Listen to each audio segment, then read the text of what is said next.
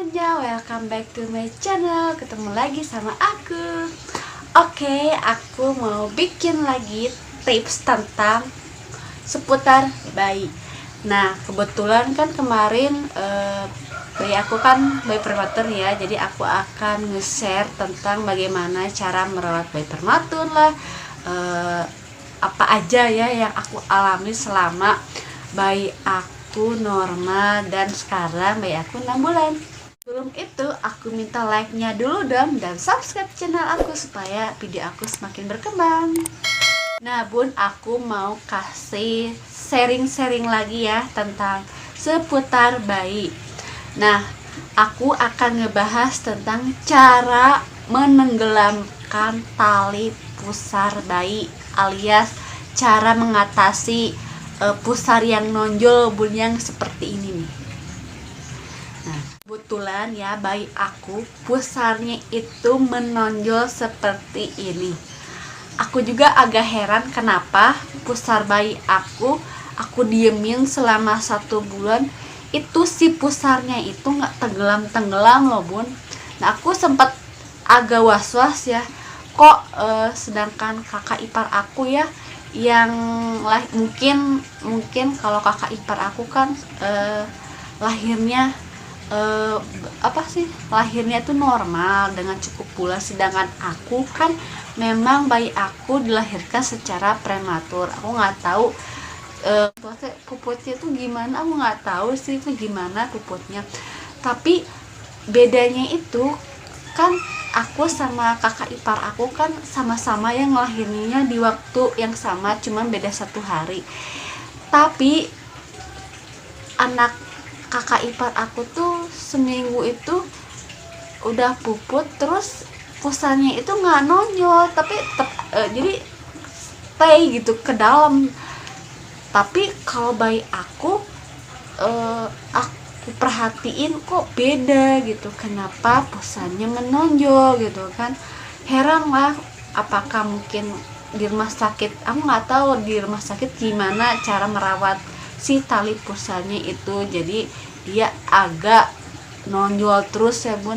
Aku sempat khawatir karena aku searching ya di Google, ternyata agak berbahaya kalau misal si tali pusarnya itu menonjol terus ya bun. Jadi aku agak was-was, takutnya itu si pusarnya itu nggak mau ke dalam loh bun. Tanpa panjang lebar, maaf ya aku agak panjang lebar ya, jadi aku nggak akan berbelit-belit dan bla bla bla lagi ya. Oke, lanjut. Nah akhirnya aku itu janjian sama bidan.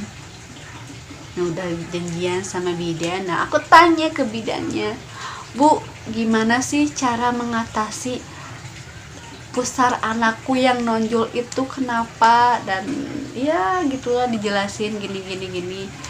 Dan akhirnya si Bu bidan ini bidan aku nyaranin pakai koin loh, pakai koin bisa pusarnya tenggelam loh alias masuk ke dalam gitu, cuma pakai koin doang. Aku pernah sempat baca ya, kalau pakai koin itu bisa aja terinfeksi. Tapi aku bilang sama bidannya, kok pakai koin? Mungkin ya kalau secara ya pikir-pikir ya mungkin kalau pakai koin si pusarnya itu pun agak tertekan, mungkin dia nggak akan keluar gitu, dia akan stay ke dalam, jadi mungkin agak terhimpit gitu ya ini pusar. Jadi ini koinnya agak terhimpit, jadi dia nggak akan keluar lagi. Nah, aku sempat baca gitu ya di Google gitu ya, searching katanya pakai koin itu agak berbahaya, dan sempat diceritain ternyata si koinnya itu harus disterilkan dulu bun. Jadi koinnya itu tetap bersih dan steril gitu ya, jadi nggak ada kuman-kuman gitu, jadi nggak akan infeksi. Ternyata ada caranya gitu, jadi pakai koin yang 1000. Terus kita didihkan sampai 15 menit sampai ya airnya tuh cukup panas yang mendidih gitu kan, biar si kuman-kumannya itu mati gitu. Ya bisa mencegah apa sih, infeksi pada tali bukan tali, kenapa sih tali pusar mulu, pusar yang nonjol itu. Atau gimana caranya? Nah, ini koin uang 1000-nya ya bun ya. Nah, seperti ini uang koin 1000-nya kayak gini ya bun ya. Terus masukin ke dalam air panas yang mendidih ya, cukup 15 menit. Setelah angkat kan panas kan bun ya, terus bunda harus kasih air dingin biar nggak terlalu panas. Anggap aja, nah siapkan kain kasanya. Anggap aja ini kain kasa ya bun ya. Kain kasaku ini udah habis ya bun ya, kain kasaku udah habis, jadi aku pakai tisu dulu sebagai contoh. Ya bun ya, aku pakai tisu dulu ya. Nah, jadi dilipat bun, dibungkus gitu si koinnya. Nah, anggap aja ini dibungkus. Nah, ini terus dibungkus bun, lipat-lipat kayak gini nih. Nah, setelah kayak gini ya bun ya, nah setelah kayak gini, tempelkan si koin ini ke pusar bayinya.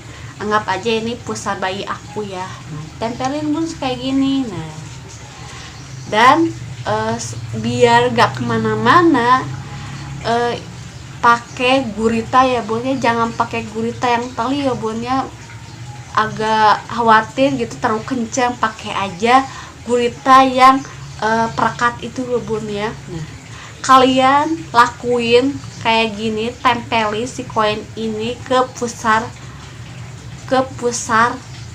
bayi kalian sampai 1 bulan. Insya Allah si pusar yang nonjol itu masuk ke dalam ya bun. Aku sudah ngebuktiin, ternyata pusar bayi aku alhamdulillah sudah kembali normal kayak bayi-bayi yang lain. Jadi pusarnya nggak nonjol lagi bun. 1 bulan loh bun ya. Aku juga agak gak percaya gitu, kayak mitos gitu, kok pakai koin kayak zaman orang tua dulu kan suka pakai koin. Nah, tapi aku lihat ke Google itu kan katanya bahaya gitu. Ternyata bahayanya itu kalau nggak disterilkan dulu bun. Jadi si koin itu sterilkan dulu baru dipakai gitu. Kalau nggak disterilkan dulu kan bisa jadi kan infeksi kan, itu kan tambah bahaya. Jadi si koin 1000 ini harus disterilkan dulu gitu selama 1 bulan ya. Setiap mandi lah bunnya pakainya dari pagi sampai sore. Lakuin itu setiap hari selama 1 bulan. Insya Allah si pusar bayi yang nonjol itu bakalan masuk ke dalam bun. Aku sudah membuktikannya. Itu dia, sekian dulu ya bun ya tips dari aku. Semoga kalian gak bosan-bosan ya lihat video aku. Mengingatkan lagi ya, jangan lupa subscribe-nya ya, subscribe biar channel aku berkembang ya bun ya, mohon bantuannya. Oke, sampai jumpa di next video, bye bye, assalamualaikum.